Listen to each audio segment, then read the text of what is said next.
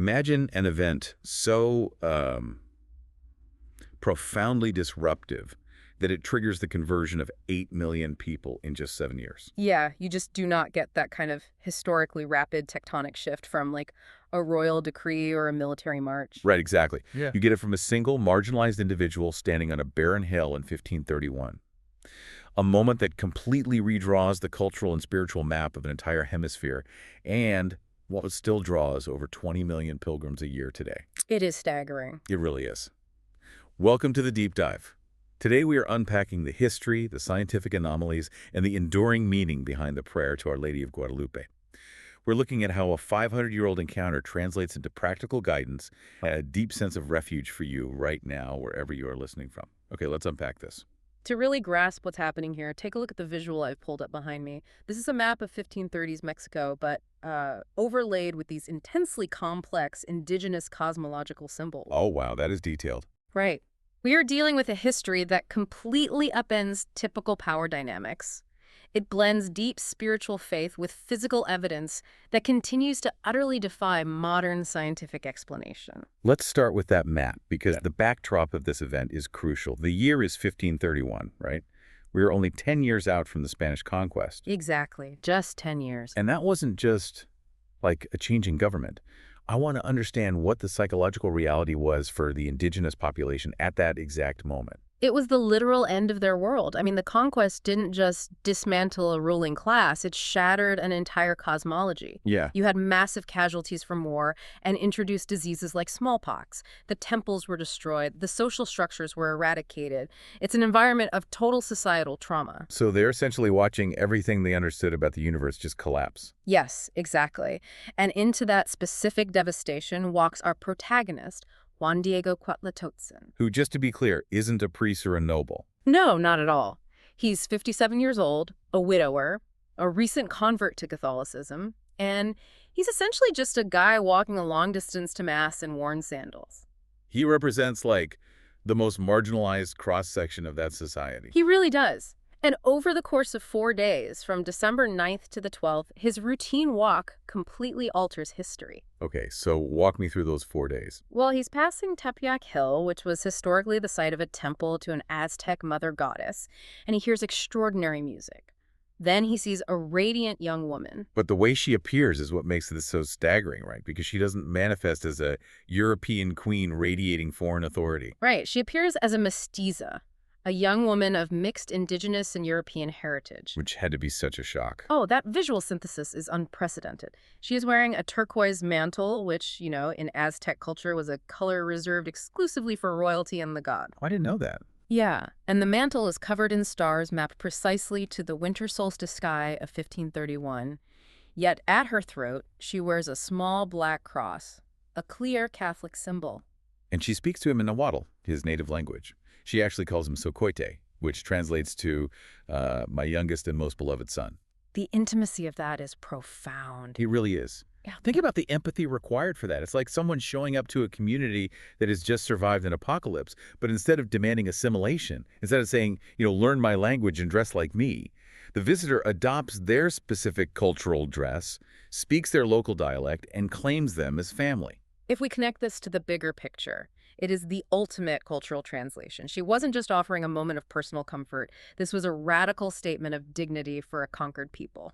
Right, because she actually gives him a job to do. Exactly. She gave him a mission. She told him to go to the Spanish authority, Bishop Juan de Zumarraga, and demand that a church be built on Tepeyac Hill so she could be a mother to those in suffering. She took a man who was entirely powerless and elevated him to be her messenger to the powerful. Yes. But I mean, if I'm the bishop in 1531 and a poor indigenous man walks into my office claiming the Mother of God wants a church built, I'm not just handing over the building permits. No, you definitely aren't. He demands a sign, which makes sense. It does. But that demand transitions this from a beautiful historical encounter into a physical mystery that we still can't solve today. Here is where it gets really interesting. The bishop's skepticism sets up the climax of the story on December 12th. During the fourth apparition, she tells Juan Diego to climb to the top of Tepeyac Hill and gather flowers. Which is geographically and seasonally impossible, right? Yeah. It's mid-December. Tepeyac is essentially a barren, frozen, volcanic rock. Right, you wouldn't find weeds there, let alone flowers. Yet he climbs up and finds Castilian roses in full bloom. Castilian roses, like from Spain. Exactly. These particular roses are native to Spain, not Mexico, and certainly don't bloom in winter. That is wild. He gathers them in his tilma, and she personally rearranges them before sending him back to the bishop. Let's clarify what a tilma is, because it's central to the science we're about to get into. Yeah, it's a rough-woven cloak, usually made from maguey cactus fibers, worn tied over the shoulder. So finding Castilian roses on a frozen volcanic hill is like finding fresh orchids growing out of a snowbank in Central Park. That is a great way to put it. So Juan Diego takes this rough cactus cloak full of impossible winter roses into the bishop's room. He opens the cloak, the roses tumble onto the floor, and perfectly imprinted on the fabric is the life-sized image of Our Lady of Guadalupe. And the bishop immediately falls to his knees, and that exact tilma, that very piece of fabric, is what brings us to the scientific anomalies. It has been preserved for nearly 500 years. Okay, hold on. Make that make sense for me. Because a cloak made of cactus fiber from the 1500s shouldn't even exist anymore. It absolutely shouldn't. Right, like if you left a burlap sack in a damp, humid environment, it would rot into dust in a couple of decades. How is a 500-year-old organic garment holding a high-definition image? That is exactly what baffles textile experts and chemists. Maguey fiber and ayate weave is highly susceptible to humidity, fungal decay, and insects. Especially in a place like Mexico City. Exactly. And for the first 100 years, this tilma wasn't even protected by glass. It was exposed to the extreme humidity, candle smoke, and the constant touching of pilgrims. Wow. It should have degraded entirely by the mid-1600s, yet it shows virtually no signs of decay. Okay, so the fabric itself is defying natural degradation. But what about the image? Surely under a modern microscope, you'd be able to see the pigment or the brush strokes or like the underlying sketch. That's where the forensic analysis gets truly strange. When researchers examined the tilma microscopically, they found zero signs of paint, dye, or sizing on the fabric. Wait, what is sizing? Sizing is the primer artists use to prepare a rough canvas. Without it, coarse cactus fiber would just absorb paint unevenly and ruin the image. Oh, got it. Furthermore, infrared photography, which art historians routinely use to reveal the underdrawings beneath classic European paintings, shows no sketch or preliminary tracing whatsoever beneath the image. So you have an image with no paint, no brush strokes, and no primer, sitting on a cactus fiber cloak that refuses to rot. Yeah, and it gets even more complex when you look at the eyes. The eyes of the image. Yes. In the late 1970s and 1980s, ophthalmologists and digital imaging experts magnified the eyes of the Virgin on the tilma by 2,500 times. What did they find? They found microscopic reflections in the corneas that follow the Purkinje-Sanson optical laws. Wait, what does that mean? The laws of optics. Well, when you look at something, the curvature of your cornea reflects the image of whatever is in front of you, right? Right, like a curved mirror. Exactly. It distorts it in a very specific three-dimensional way. The magnification of the tilma's eyes revealed reflections of up to 13 distinct figures, including a seated bishop, a translator, and a man unrolling a cloak. You have got to be kidding me. It perfectly matches the physical arrangement of the people who would have been standing in the bishop's room at the exact moment Juan Diego opened his tilma. You're saying scientists found mathematically accurate corneal reflections of a 16th century room inside the painted eyes of a flat artifact. That is exactly what they found. How could a human artist even conceptualize, let alone paint, microscopic, optically distorted reflections in 1531? They couldn't. I mean, the technology to even see these reflections didn't exist until the 20th century. It is absolutely mind-bending. The better our technology gets, microscopes, infrared, digital magnification, the less we can explain this artifact. It really is ironic. But here is the thing. That physical image is locked behind bulletproof glass in the Mexico City Basilica.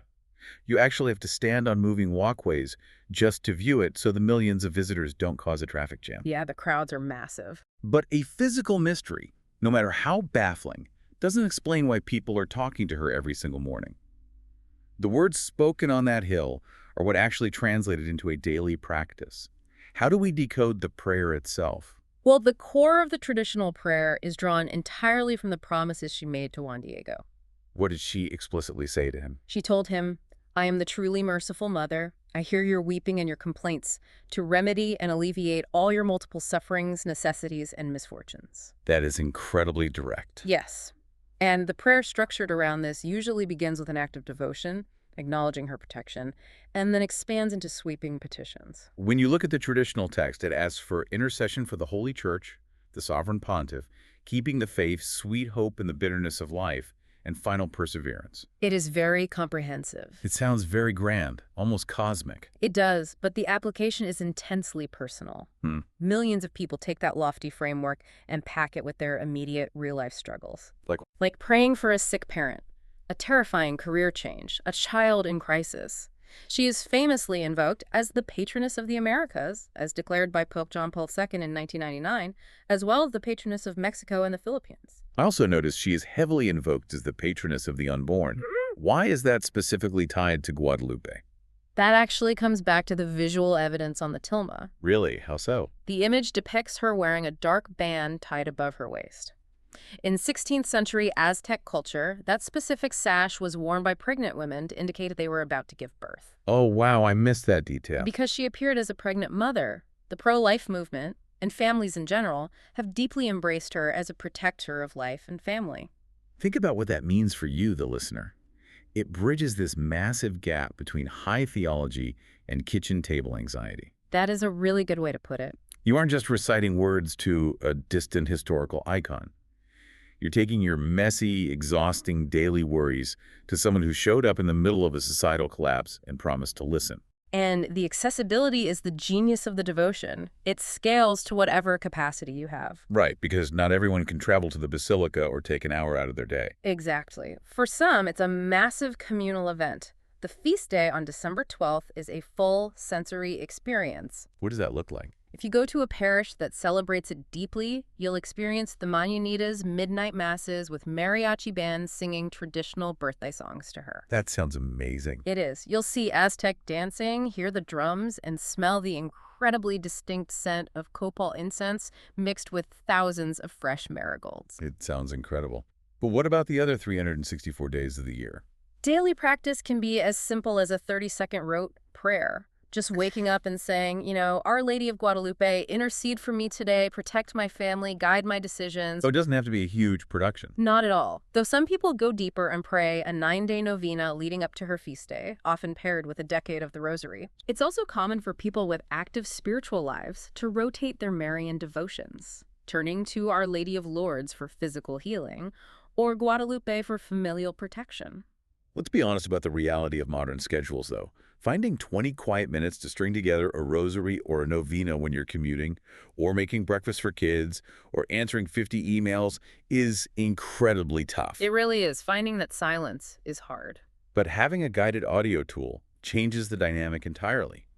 Pulling up a recorded prayer on your phone turns a stressful commute into a genuinely grounded few minutes. Absolutely. If you're looking for a resource to do this, Ave Audio has excellent reverent guided prayers for exactly this purpose. And just as a quick heads up, if you were searching for it, it's spelled A-V-E, but pronounced Ave Audio, like the Latin Ave Maria, not like the avenue you drive on. Ave Audio, got it. Yeah, it is a brilliant way to maintain focus when your own brain is too tired to find the words.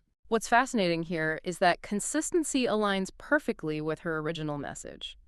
When she spoke on Tepeyac Hill, she didn't offer a seasonal or conditional help. She offered a permanent refuge. Exactly. She offered herself as a permanent refuge. So whether you are using an app like Ave Audio on a train or just whispering a quick petition at your desk, you are tapping into that same steady source of empathy. It really is a profound journey to step back and look at. We started with a marginalized 57-year-old widower standing in the freezing cold on a volcanic rock. And we explored a 500-year-old cactus fiber cloak that defies microscopic analysis, decay, and the laws of optical physics. Right. And we traced how that incomprehensible historical event distilled down into a daily practice that you can rely on today for peace. The historical and scientific footprint is massive, but the ultimate application is entirely intimate. That's the takeaway.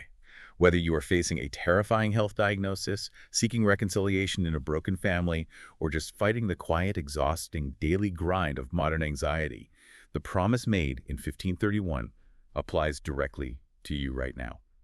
I am here. I hear your cries. I will help you. I want to leave you with one final thought to ponder from all of this. When you look at the historical record of this event, Our Lady completely bypassed the powerful. Oh, that is true. She really did. She ignored the brilliant theologians, the wealthy bishops, and the victorious military commanders of the era. Instead, she chose to entrust a world-changing, scientifically impossible message to a poor, grieving man in worn sandals. Wow. It really forces you to ask, where are you looking for wisdom and truth in your own life? Are you perhaps so focused on the experts and the influential voices that you might be missing the profound miracles being handed to the everyday people around you? What a staggering question to end on. 8 million people, and an entire hemisphere fundamentally transformed. Not because an army marched, but because one ordinary person was willing to listen and carry a cloak full of winter roses. Keep that in mind the next time you feel like you're just walking in worn sandals. Until next time, keep exploring.